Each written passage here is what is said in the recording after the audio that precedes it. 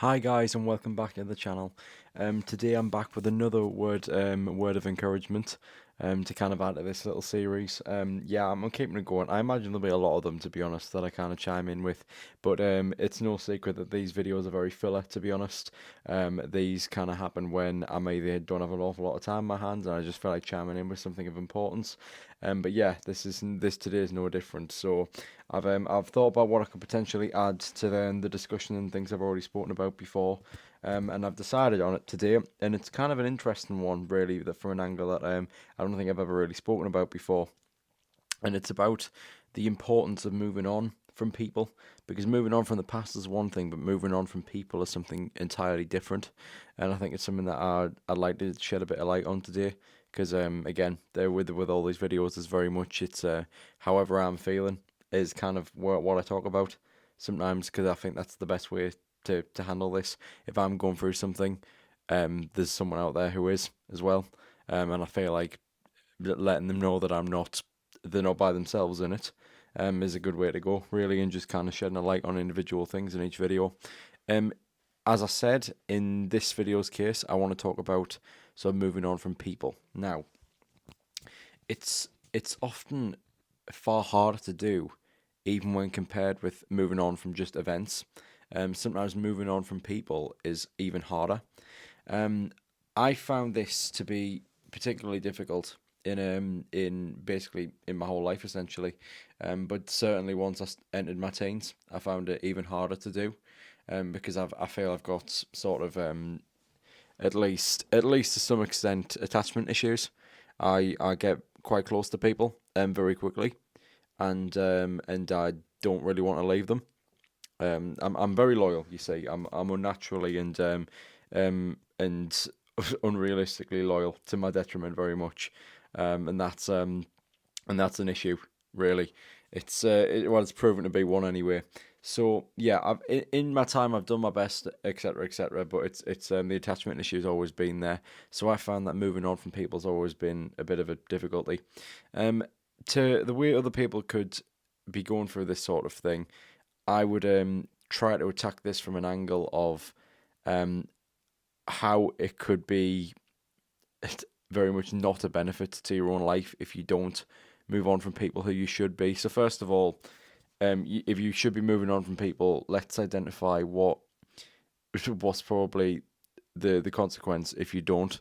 Sort of before what that scenario even is, before we say how you can do that. Um, the first thing to talk about would be the why, and the why would be that whoever this person is, if you're even having thoughts of I shouldn't be, they shouldn't be around anymore. It's not healthy to me. It's holding me back. I need to keep moving forward. First of all, you need to know you're doing that for the right reasons, and often it's purely looking at things not from a position where you gain anything, but from more so your emotional stability. If you think that having someone in your life who is the relationship's very one sided, and you're pushing to either whether it's sort of make plans or even just really just show effort and kindness, and when you're friends with people, and going out doing plans, like spend time with people on weekends, that sort of thing. It's like if you're doing that kind of stuff, and it's all you're initiating everything, and you're pushing to make everything happen, and no one's ever sort of initiating anything back. It's but you constantly feel as if you're you'd be doing something wrong, and you'd be doing something very hurtful if you stopped investing all your emotions into it. Emotional investment is the key thing here, because I think a lot of people, including myself, invest a lot of emotions in avenues where it's unwanted, and it's kind of a waste of time, because we all really do need that validation sometimes, and just our emotions being reciprocated and knowing that we're doing a good thing, and that we feel accepted, and it's a feeling that we all very much long for. But it's about identifying and giving up at the right time when that's not being reciprocated the other way on the other side of the wall, and that's kind of very specific point in time that needs to be identified is very hard for some people to figure out. Me being one of them, and once you figure that time out, and you catch it before it gets any worse, you can just step away. There's no harm in stepping away, and I don't mean cutting off all contact. I mean knowing when you're trying to walk up with skis the wrong way uphill. It's not. You're never going to get up there. You're constantly gonna get to a certain point and then slide all the way back down. There's You're not going to achieve anything, because relationships in any form of life is a two-way street, and that's just the way things are. And whether that be a work relationship, a romantic relationship, or whether it be a friendship, in all three of those cases, there needs to be just this. There needs to be a dialogue between both parties, and a healthy one, and one where um, mutual respect and strive towards the goal is met, whether that be joint happiness, whether that be plans being made, whether that be financial and economic success in the business world. It's all about both parties working towards something together. And if you think you're the only one putting the effort in, that's effort that you're wasting that you could be spending with somebody else. So it's yeah, I think noticing that point's pretty key. So I'm gonna try and wrap my head now. Think of where that you could realize where that point's being reached. To me, I find it's a feeling. You kind of just get the feeling where there's not been much given back on the other party's end, and things are ambiguous, and there's kind of dodgy kind of answers where they're kind of beating around the bush, that sort of thing. And when it comes to making plans, or whether it be kind of their opinion on things, if you ask them directly, being kind of very skating around answers, that sort of thing. When it's just funny signs, it's things like that, and you can start to pick up that this is there, because again, respect to them, but it's a very common thing as well in these scenarios that the other person is just being very polite and kind. At least I found in my case with all kinds of friends, people are just very kind. They don't want to tell you the truth, and they'll say it to actually a fair few people behind closed doors. But in the moment, they won't communicate because they don't want to hurt your feelings. But they know how they feel, and maybe they don't want to spend an awful lot of time with you. And that's just the way the cookie crumbles. Sometimes it really does. So those signs, and asking for sort of specific instances of initiation from them. It's asking them very little things really, and seeing for their responses, whether that be sort of days out or whatever it may be, or maybe favors and how they respond to that. Just something very minor, and seeing how that kind of comes about, and just offering to just do very natural things. Really, it's and their responses are very key, because if someone doesn't have an interest in helping you or spending time with you, you can figure those things out if you're specific about your line of questioning. And those are the signs that you then pick up. In terms of coping, in terms of moving on, especially if you have sort of attachment issues like myself, I would say the last major thing to talk about would very much be this. Thinking of how I would deal with this sort of thing, and how I'd encourage other people to do it too. I wouldn't be bitter, because I'll be honest, I think being bitter kind of just adds another building block to the pile of all the people who've probably acted this way in your life. And being bitter doesn't help, especially to people who are just being polite and won't tell you the truth. Being bitter doesn't help the situation.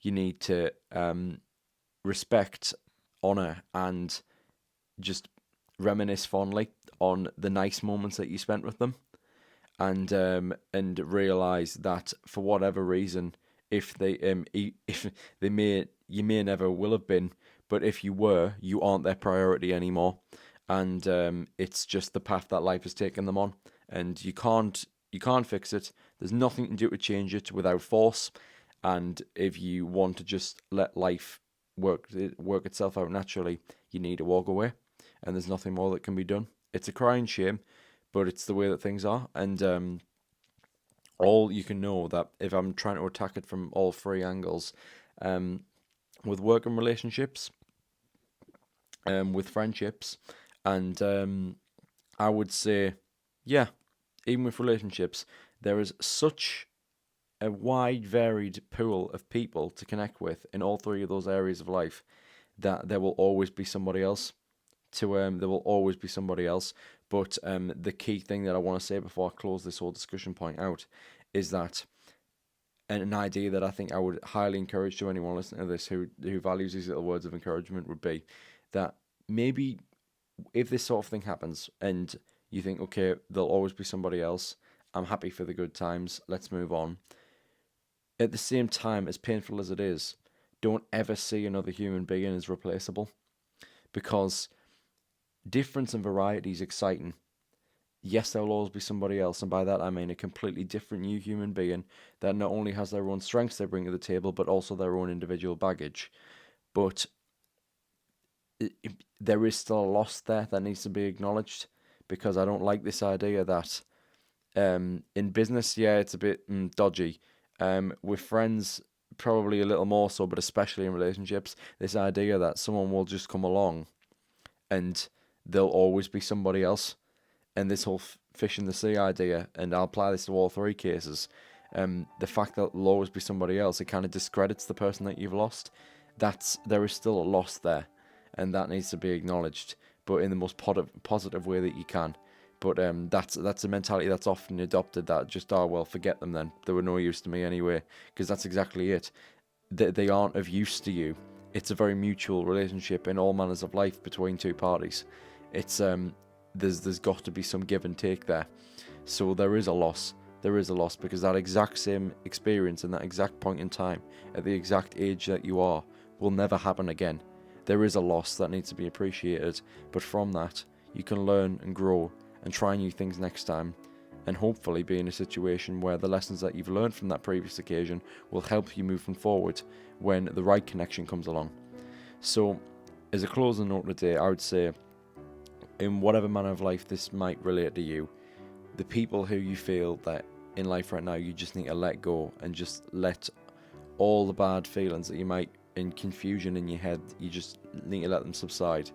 And if you feel you need to sort of let them go, evaluate the reasons as to why you're doing that, and if you think you even have to, which is what I said earlier in this video, but also how to cope and how to go about it when you actually do, and the way to look at life moving forward once that decision has been made.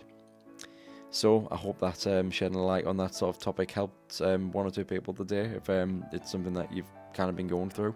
But until next time, until tomorrow, be kind, do your best, and always remember, you are enough.